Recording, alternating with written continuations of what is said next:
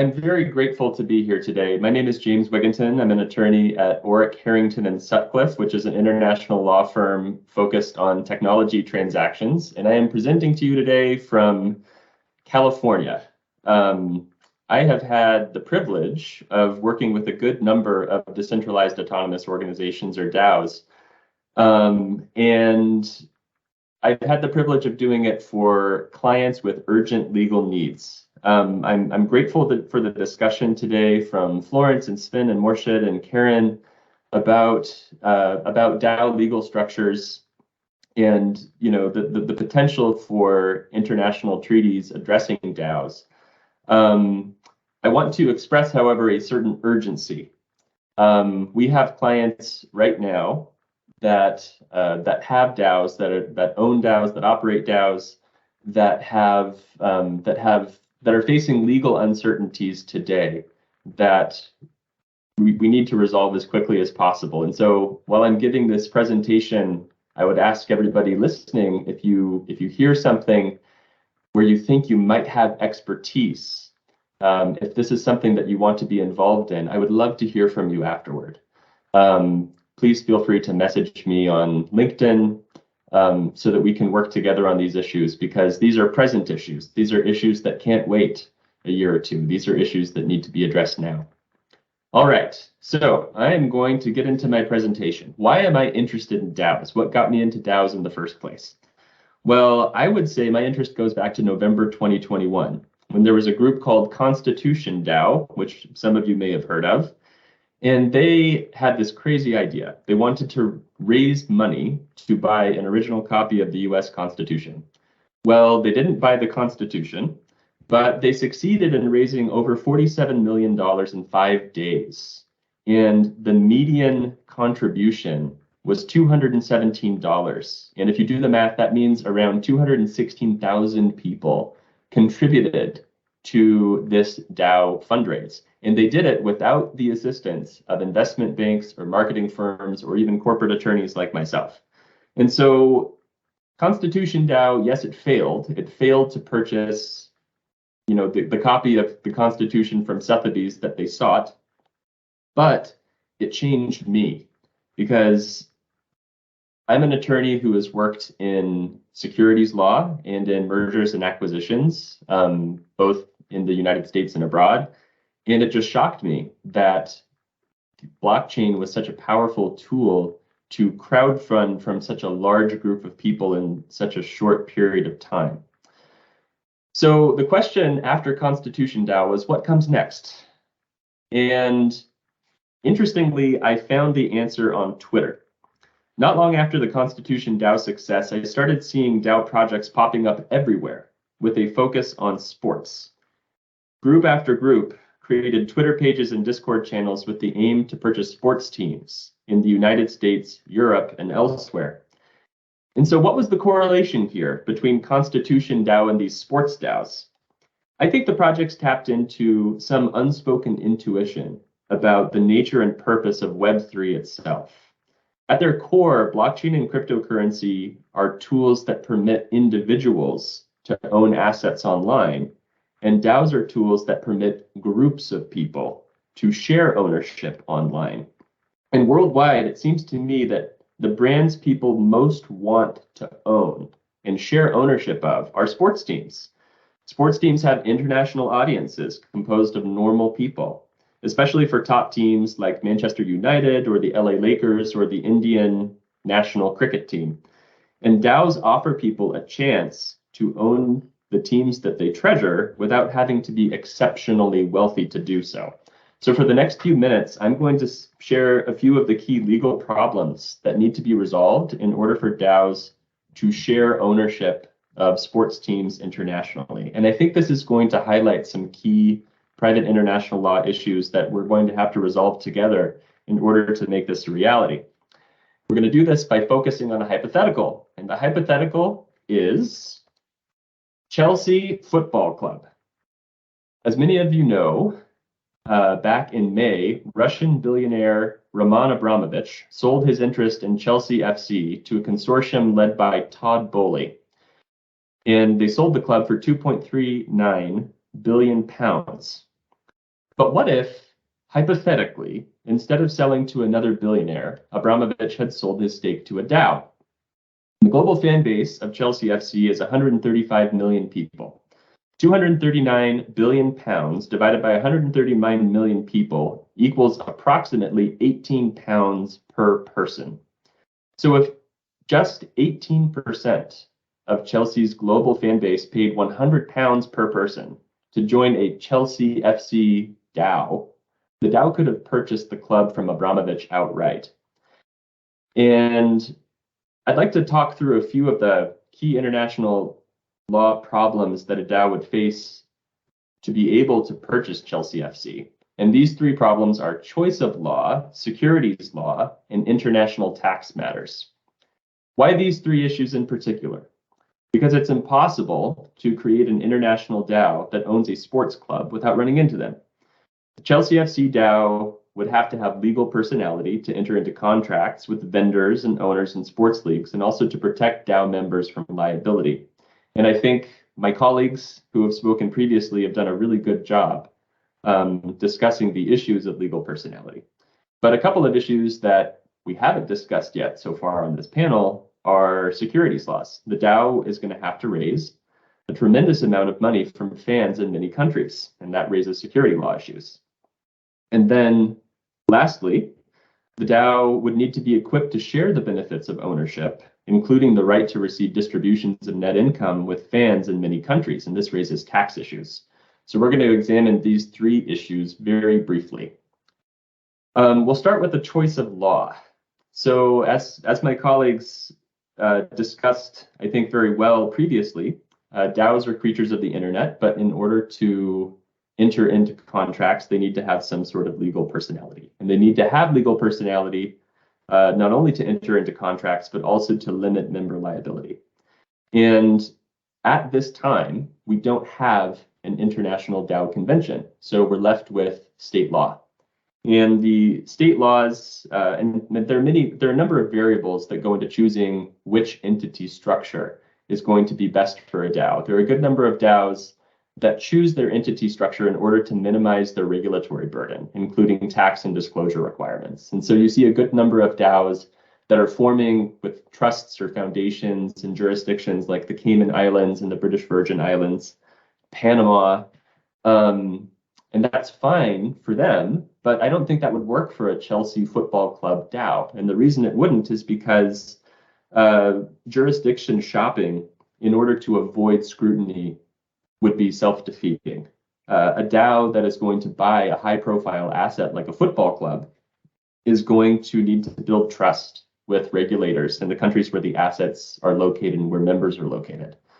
And so I don't think that seeking out a tax haven to form your DAO is going to work for a sports club DAO. Alternatively, DAOs can choose to form in states with legislation particularly tooled to them, like the limited liability company laws in Wyoming and in the Marshall Islands that Morshed mentioned. There are a number of US states like Florida, Texas, and Utah that are also exploring DAO legislation. But the problem is that not all of these entity structures really fit the ethos of a DAO. A limited liability company in many ways is centralized because it shifts money, it shifts profits inherently from users to shareholders. And so there is a bit of a tension in the DAO ethos, or between the DAO ethos and some of these legal structures that are being set up in places like Wyoming or the Marshall Islands. And the innovation process can be very slow. I have had the privilege of speaking with a Native American tribe, interestingly enough, here in California that is interested in creating a DAO-specific law that would be able to iterate very quickly rather than having to go through a state legislature. And the Web3 contributors who actually use the DAO-specific entities would be able to contribute to the law, to mark up the law, and then the tribal council would be able to pass the law. I think the critical open question is, if a DAO formed a legal entity under the laws of a Native American tribe, would that DAO have legal recognition in other jurisdictions? And so, for example, taking the Chelsea FC DAO club as an example, if they formed as a limited liability company under the laws of the tribe, and then they were sued in the United Kingdom, the key question is whether UK courts would uphold the legal personality of the legal structure formed under the laws of a Native American tribe, or would they pierce the corporate veil? There's no good answer to this question at the moment. And that creates a significant level of difficulty that I think my colleagues have already addressed to an extent. So if you have any thoughts about whether these novel entities would be upheld in courts of various jurisdictions, I would really love to talk with you. I think it's a problem we need to solve immediately. All right, now let's talk about securities law. So the purchase and operation of Chelsea FC is going to require a lot of capital. And let's assume that the DAO doesn't have any wealthy investors behind it, like Todd Bowley, to pay the price for them. So how are DAO members going to raise money to buy the club? The most likely route is by selling ownership interests in the DAO, or perhaps through tokens. In the United States, however, if these ownership interests constitute an investment of money in a common enterprise with a reasonable expectation of profits derived from the efforts of others, then those ownership interests would be deemed securities. And if you're selling securities, as I think many of you well know, you either have to register them with the State Securities Commission, or you have to sell them pursuant to an exemption from registration. And in the United States, registration is a lengthy, expensive process. And there are restrictions on the type of securities that you can sell subject to an exemption. So you can sell to wealthy investors under Reg D in the United States, but that excludes a lot of people who might want to participate in a Chelsea FC DAO. And you can also crowdfund, but in the United States, the amount that you can crowdfund is limited to $5 million a year. And if you're looking to purchase a $2.39 billion sports club, $5 million a year is not going to get you there. And so what many DAOs have done is they look to structure their tokens in a manner that avoids the definition of a security. And so they issue utility tokens or governance tokens that don't provide for distributions. There are some sports clubs in the United States, for example, like the Green Bay Packers, which are structured as nonprofits, and perhaps that would work. Other DAO projects have looked to decentralize themselves in order to avoid having their tokens classified as securities. And the problem with that, with a Chelsea FC DAO, is that there must be a degree of centralized management in order for the DAO to own a piece or all of the club. They have to be able to negotiate with leagues. They have to enter into contracts. And so inherently, the securities or the tokens of the Chelsea FC DAO are going to be, you're not going to be able to skirt the definition of a security so easily if you're organized as a corporation or an LLC. Interestingly, I think the most interesting discovery that we have found thus far in our securities law analysis is that perhaps the best way to raise funds for a DAO to purchase a sports team would be through a cooperative, not through a corporation, not through an LLC, but through a cooperative. Cooperatives are often owned by the people who produce goods or services, or the people who consume the goods or services that the cooperative produces. And cooperatives distribute net income to members based on their relative patronage, often defined as the volume or value of goods and services that each member purchases from the cooperative. So the more a member transacts with the cooperative, the greater share of profits they receive.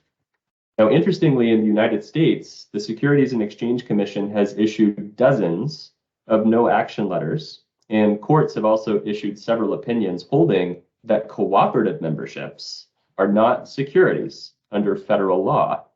And many of these letters and opinions are addressed to agricultural cooperatives and to mutual insurance companies, but we can distill from them the key factors that the Securities and Exchange Commission would look to when deciding whether tokens in a Chelsea FC DAO constitute securities. And so the key things they would look at would be whether there is a membership agreement, whether everybody in the DAO has equal voting rights, another one person, one vote. They would look to see whether the membership interests were transferable, whether they issue dividends other than patronage refunds, and whether there's an opportunity to realize capital gains. A Chelsea FC DAO could meet these criteria and raise a significant amount of capital to purchase a club, and if so, they could potentially not fall subject to U.S. securities regulations in the same way that a corporate shareholder might. I want to point out that this model doesn't just apply potentially to sports clubs. The DAO ownership model through a cooperative could apply to any number of different industries. They could apply to social media platforms. They could apply to music and streaming services. They could apply to online shopping or video games or search platforms. Basically, any business model with a large user base could be a potential ownership opportunity for a cooperative DAO. And I think there's some really important regulatory implications to this. If you think that the users could own these various assets, if they could own the sports clubs and the online shopping and the search platforms, there would be, I think, less concern about exploitation of user data. And I think that should be of interest to the GDPR experts on the phone today, right? We should be thinking about how user ownership could reduce the moral hazard, reduce the temptation to abuse data and to extract profits from a user base. So my question to the group is, if Chelsea FC DAO forms a legal entity in the United States to raise funds, it plans to sell cooperative memberships that are not considered securities under US federal law, and it sells memberships to fans regardless of their country of residence.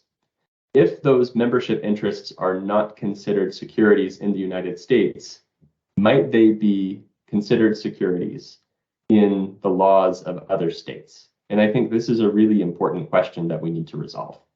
Right now, we have a good understanding that cooperative memberships are not securities in the US, but we might need to answer this question either on a country-by-country basis or on a deal-by-deal basis, because to my knowledge, there is no comprehensive guidance outlining whether a cooperative membership is considered a security in the UK or in the European Economic Area or in China or elsewhere. So this is something that we need to resolve. Finally, I'll address tax, but I know that I'm short on time. I'll simply say this, that DAOs can make distributions to their members, and this raises tax issues.